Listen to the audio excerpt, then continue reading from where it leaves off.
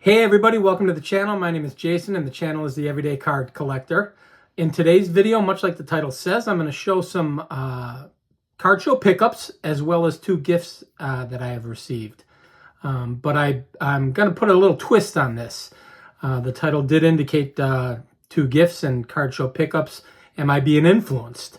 And the reason I put that in the title is as I'm purchasing cards, they tend to remind me of other people within the community or things that I've seen on YouTube that have now influenced me into liking these kind of things. So I kind of have a name to go with every card that I'm going to show. Two of them were gifts, so obviously that influence is fairly simple. They were gifts from people that I'm friends with in the community, which is awesome. But then today I went to a card show this morning. And I got to hang out with Vintage Steve again. We went to a card show together and had a blast.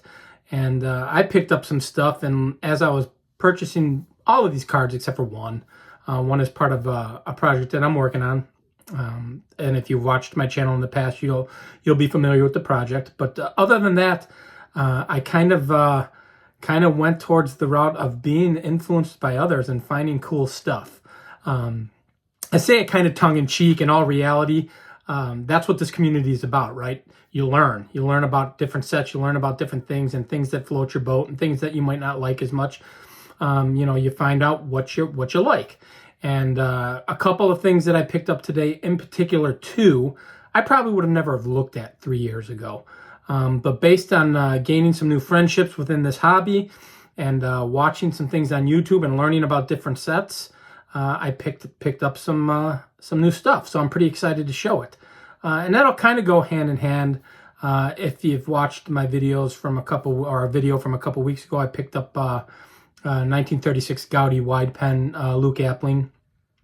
Actually, it's a 1937, and I'll get into that in more detail when it comes back from grading, because I have it off getting graded right now, and it's getting off being graded right now with a couple other cards. So when those come back, I'll do a reveal on those.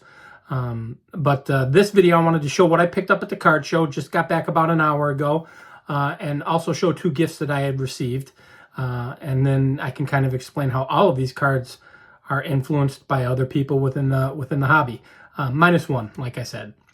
So I'll turn this around and we'll check out the cards. So let's get into it.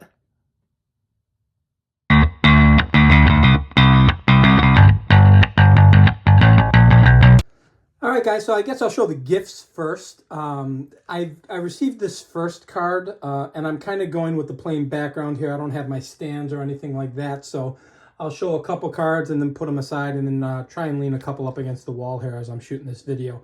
But this first card I received as a gift, and I did not expect it. It actually came in off of the I got it via mail, and it was from my friend Mark at Dodgers Cards.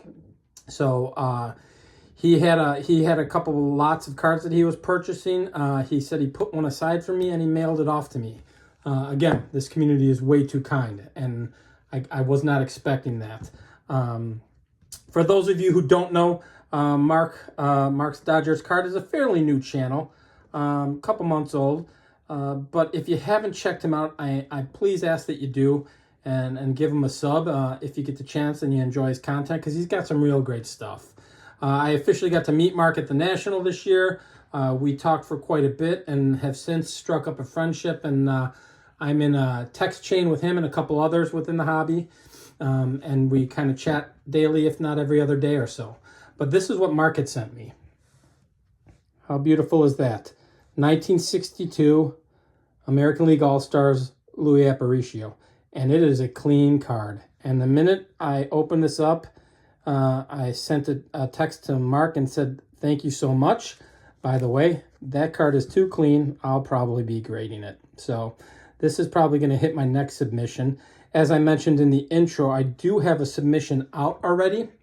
When those cards come back, I submitted a bunch of cards for my friend and a couple cards, 4 cards for myself. So I'll go ahead and show that on an upcoming video once they come in. Next card was also a gift. So as I mentioned in the intro, went to a card show today wasn't even aware that it was in town until about 3 or 4 days ago. I mentioned it on Cardboard and Cold Ones on Sammy's channel, and ended up going and meeting Steve from Vintage on Vintage there. And of course, Steve and I, we've been to several shows together now with each other and had a blast. And went through the show, and then he had some cards that he wanted to show me that he was, just kind of digging into. He's maybe or potentially thinking about, thinning out his collection. He's not real sure yet, but we were just kind of going through cards, and he had several of this card, and I said, I don't have that. And he's like, well, you do now, and he gave it to me. And I tried to tell him that I didn't want it. That's not what I wanted, for him to give me it. And he said, just please. He's like, I'm going to give it to you later anyways then. And it's something that I don't have. And it's the 86 Bo Jackson rookie card. So now I have it. And, the two big cards out of this set, for those who don't know, is this which I didn't have, and the Barry Bonds, which I do. And I've probably shown it on the channel in the past. So now I've got the two big cards, at least the two big cards in my opinion. And he was nice enough to gift that to me. So I'm very thankful for that. So thank you, Steve. And I'm mentioning a bunch of channels here, guys. So obviously I'll put a link in the description to each of these channels.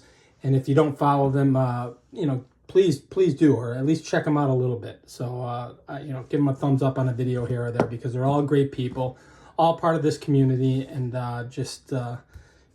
wonderful, wonderful folks. Sending out gifts like that is far too kind.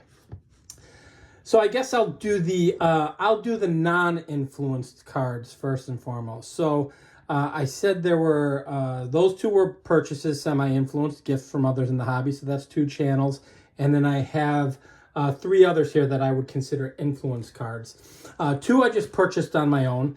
This really didn't have any influence to it. I saw it. I thought it was a really nice looking card, and it was all of $5, and that's the 1968 Bill Mazeroski. He's got the big Chikachu in his mouth. I just think that's hilarious. I actually purchased it. Another reason for me probably purchasing this is the gentleman who runs my local LCS had a table there, and I actually bought this off of him. So that was just something that I kind of bought on the cheap. It'll go into my 68s, and I actually love it, and it's pretty clean, pretty sharp card as well. Next card was a non-influenced card by anybody, but it's part of my collection, or part of a project that I'm working on, and I've kind of detoured off of it, and I'm trying to get back on it and get a little more focused. And that is, I bought this. It's my 1956 Bob Feller in an SGC3. So as you all guys all know, if you do follow me and you've watched previous videos, I am working on the 1956 Hall of Fame run. I've got to check my checklist. I'm guessing I'm about 9 or 10 cards away. I've shown the mantle a bazillion times, but still need some of the big ones. But I saw this guy. I thought it was fantastic grade for what the card is. Looks awesome, so I went ahead and picked that up. So that's my 1956 Bob Feller to add to the Hall of Fame run collection, and I don't even know if it'll stand up there. Yeah, there it will. All right, so my first card influencer. I just talked to this gentleman on the phone the other day. I think it might have been Friday.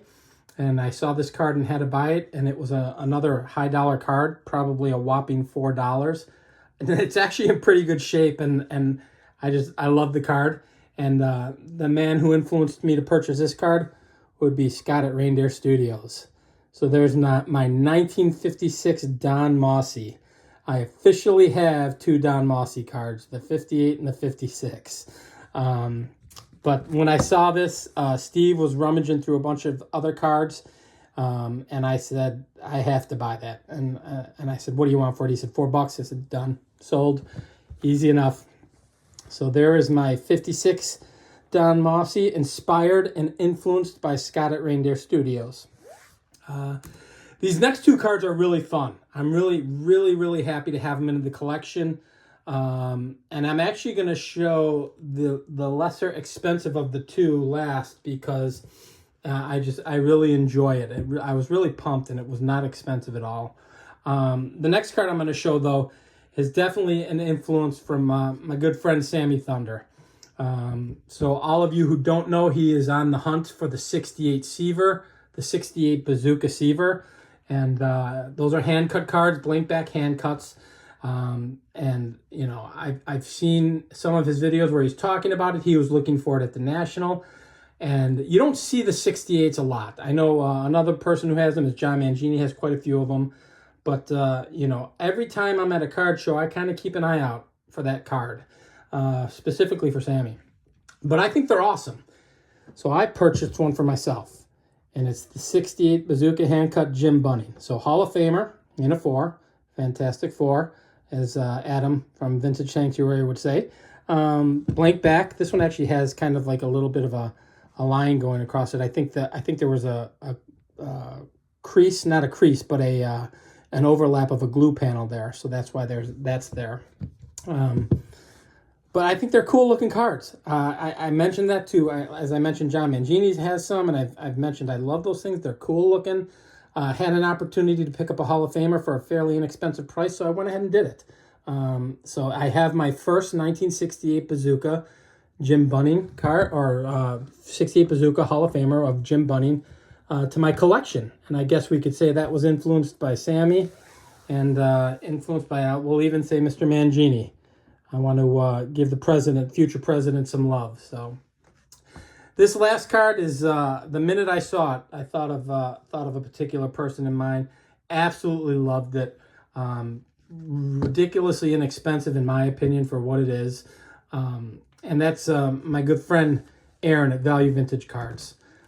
He likes the quote-unquote oddball or different stuff. You know, him and John are doing that match game stuff, which has kind of gotten me into those 36 wide pens. I bought the Luke Appling, as I mentioned earlier on the intro. And Aaron is a White Sox collector. He's from, grew up near the Chicagoland area. No longer lives here, but collects White Sox stuff. And I saw this, and I had to buy it. It's my 1954 Dixie Lid Mini Minoso. And it's in rough shape, but man, is it cool. So it's missing the little tab. They had the little pull tabs on them, and I'm guessing that's where the rip was. You can see them online. I've seen them on eBay. I actually looked it up because I didn't even know what I would need to pay for something like this. So, you know, I believe there's different backs, this being a Kemp's back. And Aaron, you can correct me if I'm incorrect on the different backs, but I believe there is.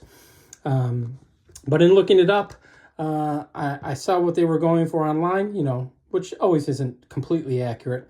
But I ended up paying $30 for this. So a 1954 Dixie Lid Mini Minoso, I ended up getting for $30, and I thought that was fantastic. So I kind of call it, am I being influenced? And I say that a little bit tongue-in-cheek, guys. This is what the hobby's all about. Learning, and learning about new cards, and having fun researching new stuff, and adding new sets to your collection. This is what it is to me, and this is what I love about it. So I kind of wanted to show these off. I was pretty excited. I just got back and instantly shot this video. And, you know, I wanted to let everybody see what's been picked up and how I've learned from others and how I've grown in my taste as far as collecting cards in general, particularly vintage cards. And it'll continue to change and continue to grow. So, but that's it for now, guys. I hope you enjoyed this. If you did, please feel free to like and subscribe. And until the next video, we'll talk then. Thanks for jumping on, everybody. Bye-bye.